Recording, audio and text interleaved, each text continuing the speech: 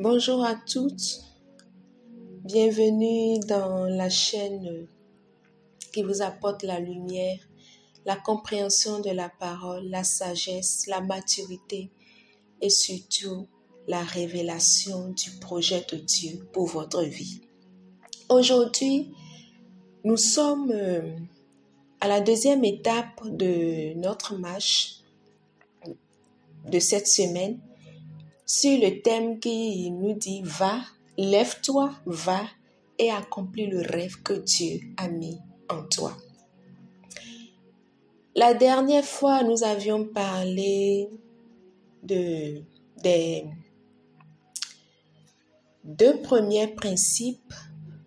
Voilà les deux premières choses qu'il faut respecter si nous voulons réellement accomplir le projet de Dieu pour notre vie. Pour les personnes qui n'ont pas encore écouté ce podcast, merci de bien vouloir l'écouter d'abord avant de passer à cette deuxième étape. Parce que si vous n'écoutez pas le premier, vous ne pourrez pas comprendre le second. Voilà la deuxième partie. Parce que c'est la suite de la première partie. Voilà. Alléluia. Et donc aujourd'hui, nous allons aborder la troisième étape qui va nous permettre de marcher sur le chemin de notre destinée afin d'accomplir le plan que Dieu a prévu pour nous. Avant de démarrer, je vais partager avec vous ce verset biblique. J'aime personnellement ce verset biblique. Je l'aime beaucoup parce que c'est un verset biblique. Lorsqu'on commence par le lire, on comprend que ce n'est pas par notre force, mais c'est par la force de Dieu. Parce que nos forces physiques, nos forces humaines sont limitées. Mais Dieu est la force surnaturelle dont nous avons besoin pour accomplir notre destinée. C'est important de le savoir. Proverbe 3, le verset 5 qui dit « Confie-toi en l'Éternel de tout ton cœur et ne t'appuie pas sur ta sagesse. » Confie-toi en l'Éternel de tout ton cœur et ne t'appuie pas sur ta sagesse. Et le verset 6 du Proverbe, toujours 3, qui dit « Reconnais-le dans toutes tes voies et il aplanira tes sentiers. » Oh Seigneur, merci pour ta grâce. Vous savez, il y a des versets bibliques, lorsque vos yeux les croisent, ils deviennent vos médicaments. Oui. Il y a des versets bibliques qui sont des pilules que vous devez avaler chaque jour. De la même manière qu'on avale les Doliprane, ces genres de médicaments lorsqu'on a des petits maux. De cette même manière, les versets bibliques, les paroles de Dieu sont pour nous aussi des médicaments pour guérir notre âme. Notre âme, lui, ne boit pas de médicaments. Le médicament travaille uniquement sur le corps. Mais l'âme, lui, le médicament dont il a besoin, c'est la parole de Dieu. Et la parole de Dieu contient une puissance. Il y a une puissance dans la parole de Dieu qui, lorsqu'elle est libérée, ou lorsque vous allez au contact de la parole de Dieu, quelque chose de surnaturel rentre en vous. C'est surnaturel, nul ne peut l'expliquer. Nul ne peut expliquer cette chose surnaturelle. C'est juste une expérience personnelle que chaque personne doit faire. Et c'est une expérience, en fait, lorsqu'on la fait une fois, deux fois, elle devient pour nous de la drogue. On a envie de la faire tous les jours et tout le temps. Et plus on le fait, alors notre vie est transformée et notre intelligence est renouvelée. Et donc, ce matin, je vous apporte ces pilules. Avalez-les et vous allez voir la transformation qu'il y aura dans votre vie. Proverbe 3, le verset 5. Confie-toi en l'Éternel de tout ton cœur et ne t'appuie pas sur ta sagesse. Ne t'appuie pas sur ton intelligence. Ne t'appuie pas sur ce que tu connais. Ne t'appuie pas sur tes connaissances. Ne t'appuie pas sur ta force. Confie-toi en l'Éternel. Reconnais-le dans toutes tes voies et il aplanira tes sentiers. Tu dois savoir reconnaître la main de Dieu dans tout ce que tu fais. Lorsque tu te lèves le matin et que tu te tiens sur tes pieds, tu dois savoir reconnaître la main de Dieu. Ce n'est pas par ta force, mais c'est la main de Dieu qui l'a fait. Lorsque tu rentres dans ta douche et que tu te prends toi-même ton bain, tu dois savoir reconnaître la main de Dieu, lui rendre grâce de t'avoir accordé ce privilège de te prendre toi-même ton bain. Parce qu'il y a des gens qui ne peuvent pas eux-mêmes prendre leur bain. Lorsque tu te mets au volant de ta voiture pour te rendre à ton lieu de travail, c'est une grande action de grâce. Lorsque tu vois ta famille en paix, tes enfants épanouis, ton épouse épanouie, ton époux épanoui. Lorsque tu vois que tout dans ta maison crie gloire, tu dois savoir reconnaître la main de Dieu. Reconnais Dieu dans toutes tes voies. Reconnais Dieu dans toutes tes voies, dans tout ce que tu fais. Tu dois savoir reconnaître Dieu. Et quand bien même tu vis une situation incompréhensible, tu dois savoir aussi reconnaître la main de Dieu et savoir que lorsque Dieu est avec une personne, tout ce que cette personne traverse, Dieu est au contrôle. Et la Bible dit, il aplanira tes sentiers. Il aplanira tes sentiers. L'Éternel te donnera un sentier de paix. Tu n'auras pas sur ton sentier des épines, tu ne rencontreras pas des épines, quand bien même l'ennemi viendra semer des épines, semer de l'ivraie dans ton champ. Tu vas voir, l'ivraie va pousser avec le blé, mais au moment de la moisson, tu vas débarrasser les blés et tout l'ivraie sera jeté au feu. L'ivraie n'empêchera pas ton blé de pousser. Les épines ne t'empêcheront pas de marcher sur le sentier que Dieu a tracé pour toi. Parce que tu ne marches pas seul, tu marches avec l'Éternel. Et donc, si je vous apporte en premier ces 2 versets, c'est pour vous dire que la 3e étape de notre marche cette semaine, c'est agir avec foi et persévérance. Le Seigneur nous interpelle. Lorsque nous décidons de questionner Dieu, de faire de Dieu la priorité de notre vie, il nous faut maintenant avoir de la foi et de l'espérance. Très importante. Lorsque vous décidez d'accomplir le projet pour lequel vous êtes né, le rêve que Dieu a mis dans votre cœur, cela vous nécessite de la foi. Et c'est la foi qui va vous amener à conduire des actions concrètes, à mener des actions concrètes. C'est la foi qui va vous donner la force de poser des pas. C'est la foi qui va vous amener à mener des gestes, à agir de façon prophétique. C'est la foi qui va vous conduire maintenant, qui va vous donner la force, cette capacité de mener des actions complètes. C'est très important à savoir. Très, très important à savoir. Vous voulez que Dieu accomplisse des grandes choses avec vous? Vous voulez que Dieu révèle sa gloire au travers de votre vie? Oui, Dieu peut le faire. Dieu peut le faire, Dieu en est capable, il peut le faire, il peut l'accomplir. Mais il suffira de faire d'abord votre pas et Dieu fera le reste. La foi est le tapis sur lequel Dieu se met pour accomplir l'impossible dans votre vie. La foi est le courant qui amène à manifestation dans votre vie toute chose qui était impossible. C'est la foi. Dieu se tient sur votre foi pour agir. Et donc, si quelqu'un n'a pas foi en Dieu, malheureusement, cette personne ne verra pas la main de Dieu. Malheureusement, cette personne ne verra pas la main de Dieu agir dans sa vie. C'est pourquoi Jésus va nous dire, si vous avez de la foi, comme une graine de sénévé, vous diriez à cette montagne, déplace-toi, va te jeter dans la mer et elle vous obéirait. La foi, aussi petite qu'elle soit, Dieu va s'appuyer maintenant sur votre foi pour accomplir le miracle dans votre vie. Il vous faut nécessairement de la foi. Souvenez-vous de cette femme qui perdait du sang depuis 14 ans. Elle a dit, si je parviens seulement à toucher le pan de son vêtement, je serai guérie.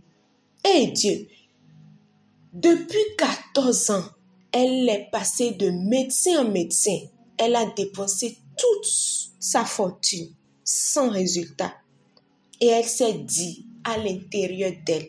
La Bible dit, elle s'est dit en elle-même. Donc, elle n'a même pas ouvert la bouche. Mais elle s'est dit en elle-même. Cet homme qu'on appelle Jésus, qui passe, qui fait des miracles, des prodiges.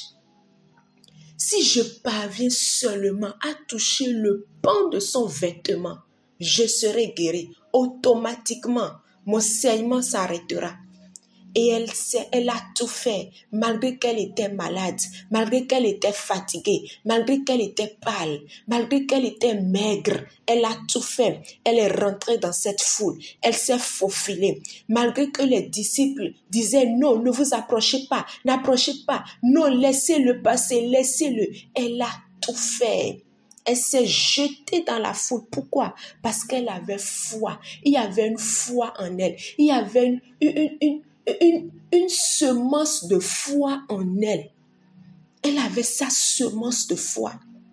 Et sur sa semence de foi, elle savait que si seulement, oh Dieu, si seulement je pouvais toucher le pan de son vêtement, je serais guérie. Je veux toucher le pan de son vêtement. Je veux toucher le pan du vêtement de Jésus. Juste le pan de son vêtement. Je ne veux même pas toucher beaucoup. Je ne veux même pas qu'il me pose la main. Non, je ne veux même pas qu'il me voit. Je veux juste me faufiler dans la foule et toucher le pan de son vêtement parce qu'il y a une puissance qui se dégage de Jésus. Et c'est ce qu'elle a fait. L'Esprit de Dieu qui connaît les cœurs a vu le cœur de cette femme, a vu sa foi et l'a aidée. Aussitôt qu'elle a eu en elle cette intention, il y a une force surnaturelle qui est rentrée en elle et elle a eu la force physique de rentrer au milieu de la foule, de se faufiler au milieu de la foule et d'aller jusqu'à toucher le pan du vêtement de Jésus malgré que les gens la bousculaient. Elle n'était pas tombée, elle ne s'était pas évanouie, malgré sa santé. Pourquoi? Parce qu'aussitôt, à l'instant où elle a nourri en elle l'intention, par la foi, de toucher le pan du vêtement de Jésus, la force surnaturelle de Dieu est rentrée en elle pour lui permettre maintenant de poser l'action. Tant qu'elle n'avait pas posé l'action, il n'y aurait pas miracle. Tant qu'elle n'avait pas posé l'action, il n'y aurait pas guérison. Tant qu'elle n'avait pas posé l'action, il n'y aurait pas le témoignage.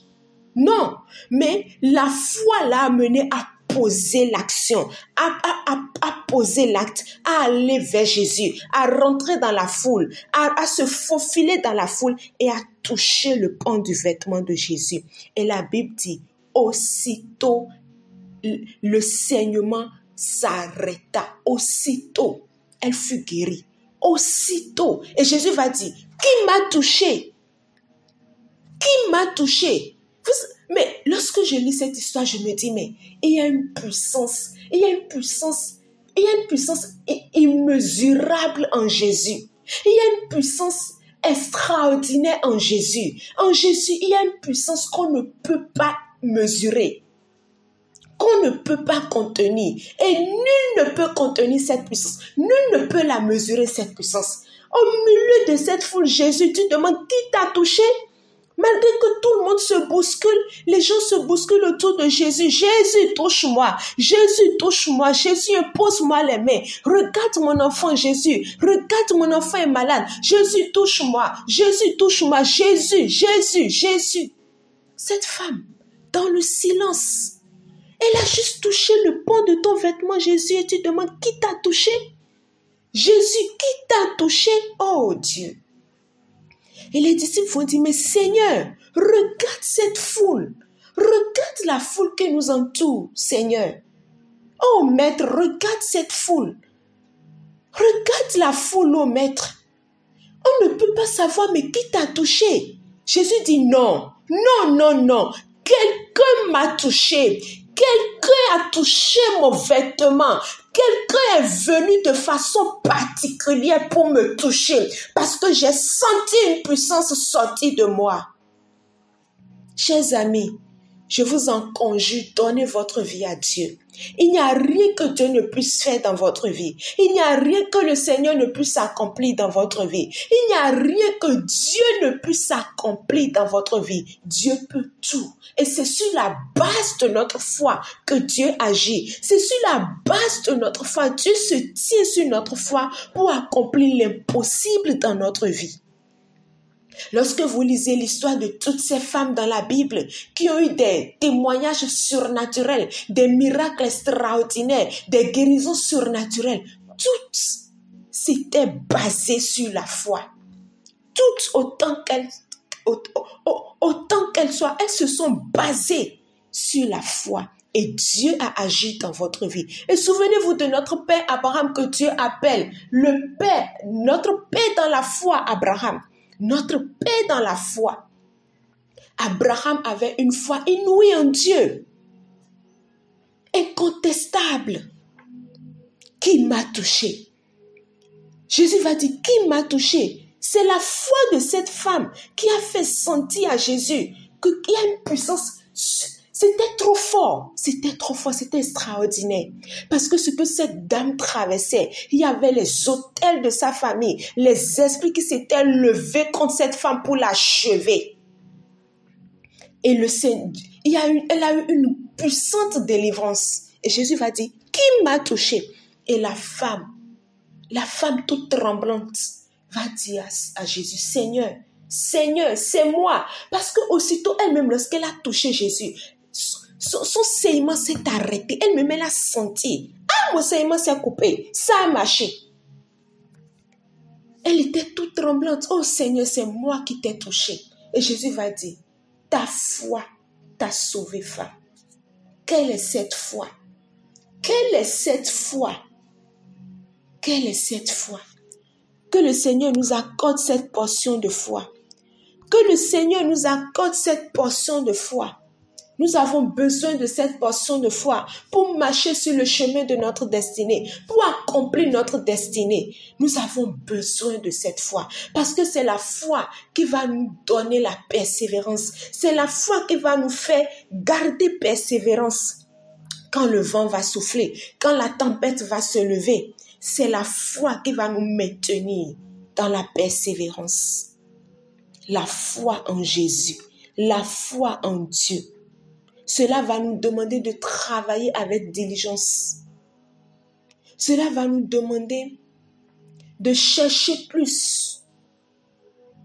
Cela va nous demander de renouveler notre intelligence. Je ne sais pas le domaine dans lequel le Seigneur vous appelle.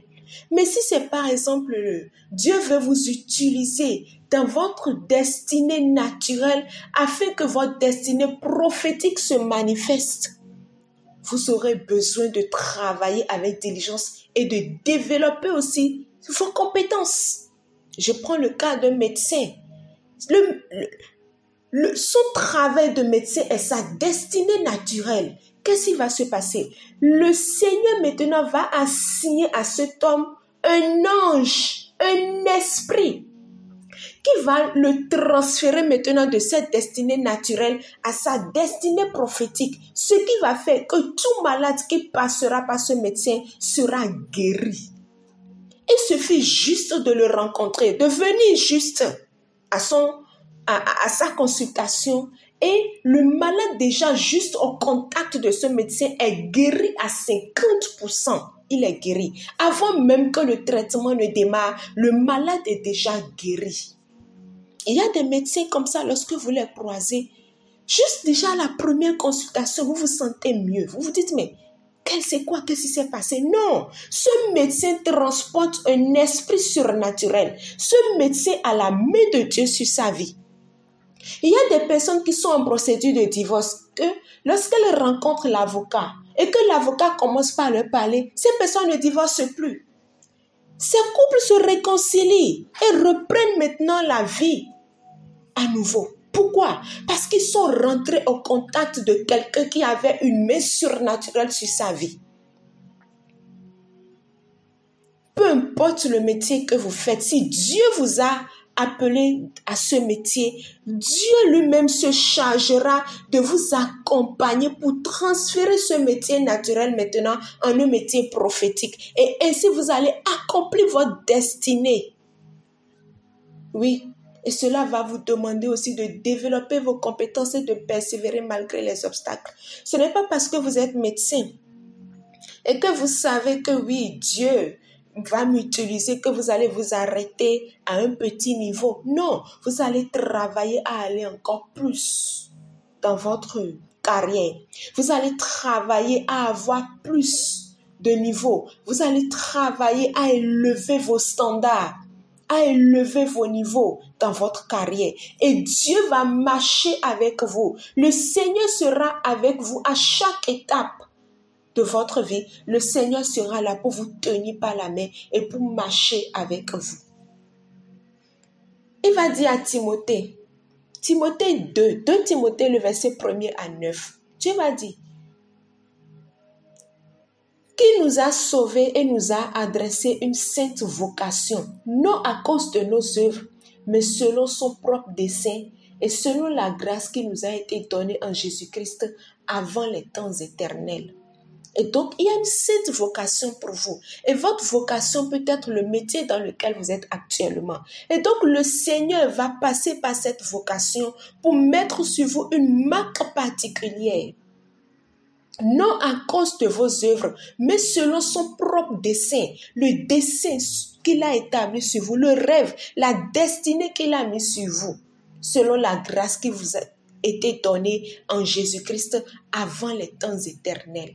Gloire à Dieu. Gloire à Dieu. Gloire à Dieu. Alléluia. Gloire à Dieu. Galates 1er, le verset 15 va dire, mais lorsqu'il plut à celui qui m'avait mis à part dans le sein de ma mère et qui m'a appelé par sa grâce. Par sa grâce.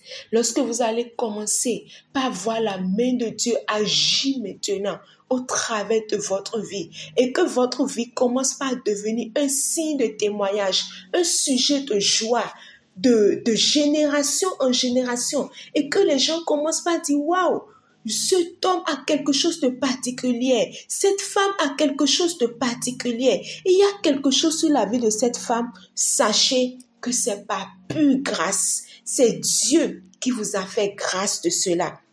C'est Dieu qui vous a fait grâce de ce don, de ce talent. C'est Dieu qui vous a fait grâce. C'est la grâce de Dieu. Et vous devez marcher avec persévérance, quand bien même vous rencontrez des obstacles sur ce chemin. Ne vous découragez pas. Ne vous découragez jamais. Marchez avec assurance. Marchez dans la confiance que Dieu est avec vous et que le Dieu qui est avec vous ne vous abandonnera pas. Il dit dans Ésaïe 41, le verset 10, « Ne crains rien, car je suis avec toi. Ne promène pas des regards inquiets, car je suis ton Dieu. Je te fortifie, je viens à ton secours, je te soutiens de ma droite triomphante. » Le verset 2 du chapitre 43 va dire, « Si tu traverses les eaux, je serai avec toi, et les fleuves, ils ne te submergeront point. Si tu marches dans le feu, tu ne te brûleras pas, et la flamme ne t'embrasera pas. » Et donc sur le chemin de la destinée, Dieu marche avec toi. Il suffit juste d'accepter de marcher selon sa volonté. Il est avec toi. Lui-même prend l'engagement d'être avec toi. Il prend l'engagement de marcher avec toi. Et c'est ce que le Seigneur fait avec nous. Et cela va nous demander maintenant de rester alignés sur les valeurs de Dieu. Respecter les principes de Dieu. Oui. Lorsque vous décidez de marcher avec Dieu, que Dieu fait sa part, vous devez aussi faire votre part. Et plus vous allez dans les profondeurs de Dieu, plus Dieu va vous demander des choses. Dieu va vous demander des choses. Dieu va vous demander des choses. Il va vous briser. Il va vous demander des choses. Pourquoi? Parce que ce qu'il veut faire avec vous est tellement grand qu'il va vous faire plus petit. Il va vous demander des sacrifices. Pourquoi? Parce que ce que Dieu a mis en vous ne sont pas égoïstes. En fait, vous ne devrez pas être orgueilleux de ce que Dieu a mis en vous. Ce n'est pas parce que vous êtes le meilleur médecin de la ville et que tout le monde veut prendre consultation chez vous que vous allez devenir égoïste. Non, ce n'est pas parce que vous êtes le meilleur avocat et que lorsqu'un couple en marche de divorce vient à vous et que les choses se passent bien, que le couple se réconcilie, la paix s'installe, la joie s'installe, que vous allez devenir une personne égoïste, augmenter vos honoraires. Non. Non. Et c'est pourquoi Dieu va vous demander des choses. Parce que toutes ces gloires, toute cette grâce que Dieu vous a faite ne sont pas des gains personnels, mais ce sont des gains pour les âmes que lui-même veut sauver. Ça, c'est une révélation. Et cela va vous demander des sacrifices. Oui, cela va vous demander des sacrifices parce que Dieu veut se glorifier au travers de votre vie. Dieu veut se glorifier au travers de votre vie. Dieu veut vous amener à un impact positif dans les nations. Et Dieu veut se glorifier. Et cela va amener les peuples, les nations à donner leur vie à Dieu, à venir à Jésus. Et cela va vous demander de gagner des âmes à Dieu. Les âmes seront converties et ils seront amenés vers Dieu. Lorsque vous commencez par aller plus en profondeur avec Dieu, sachez que Dieu a décidé de faire de vous, en fait, Dieu veut faire de vous la personne qu'il utilise.